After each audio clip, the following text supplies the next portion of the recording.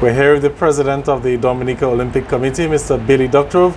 Mr. Billy Doctrove, first of all, welcome to our humble quarters here at the Olympic Village. We're preparing for the Tokyo Olympic Games, just a few days away. Your impressions of what you've seen so far?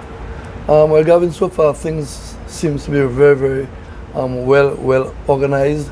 We only had a little hitch in terms of our transportation, but we have got it sorted out now.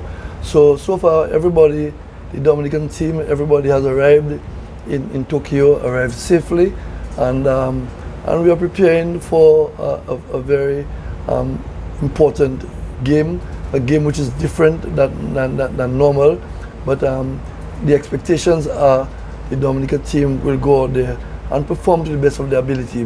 Many people whom I spoke to before leaving home and on my way told me that they'll be looking out for the Dominican flag and the Dominican team at the opening ceremony. And just to mention, we will be number 117 in the order of the march past. Normally Dominica would have been higher up, but this year is based on the Japanese alphabet. So we will be 117, so people can organize themselves to know that they need to be close to a television when that parade starts. The parade starts at 7 o'clock Caribbean time, 8 o'clock Japanese time. So Dr. in terms of what the public can expect to see from the Dominican delegation during that parade? Oh, well, it's always a flamboyant occasion, a happy occasion when the athletes will be out there, you know, celebrating and representing Dominica. And as you mentioned, about 7:30, at 7:30 in the morning, Dominican time on Friday. And so yes, our athletes are ready. They will be dressed to represent Dominica, and we'll be having 2 flag bearers as in will be the norm in this Olympic Games. So both our athletes will be carrying the Dominican flag very proudly, and we'll be having our other officials. Unfortunately, without the president and the secretary on parade, but we will be there. We'll also be there representing Dominica, and we're just hoping that the Dominican team can go out there and enjoy themselves and do the best that they can do for Dominica. And Mr. Doctrove, as we speaking of the opening ceremony, it will be one of a difference. There will be no spectators involved as a result of the COVID-19 situation. Your thoughts on that as to how that will sort of damper the Olympic spirit?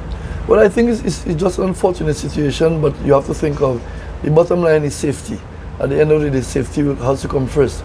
And if based on the situation in Japan, if they had allowed spectators, I think it would be cause for concern. So I think based on that, we have to understand.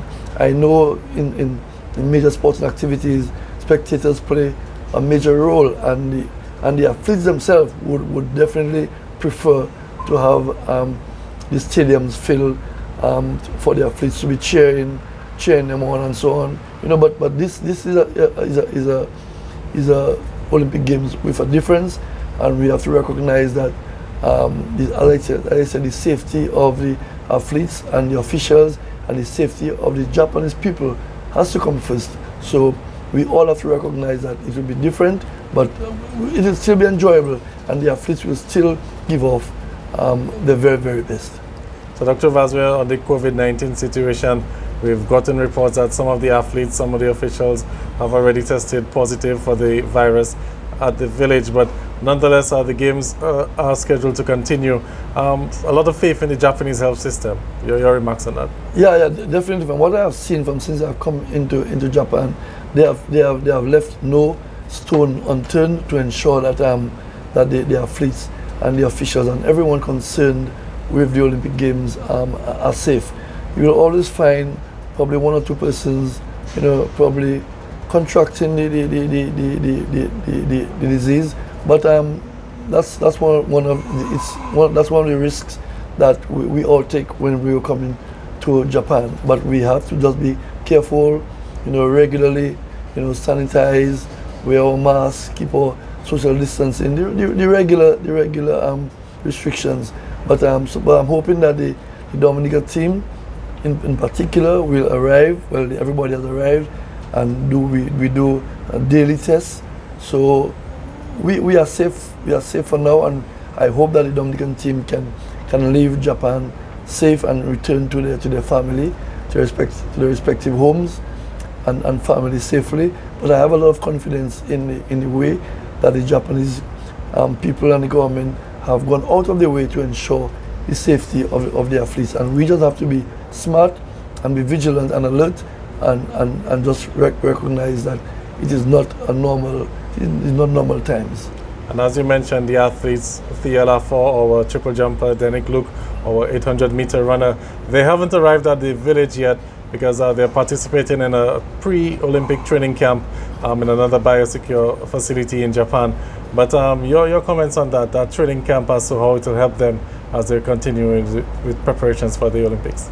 Well, yeah, well, that camp came in very, very timely, and I really want to thank Pan Am Sports for ensuring that our athletes got some time to train before the actual games and to get acclimatized and to adjust, because there's a major time difference. You have 13 hours, from the Eastern Caribbean, from the US, so it's a major time difference. So I'm really happy that Pan Am Sports could have organized those that particular camp. I speak to our athletes and coach on a daily basis, and they have been working hard. They have been comfortable. They have been happy with the facilities there.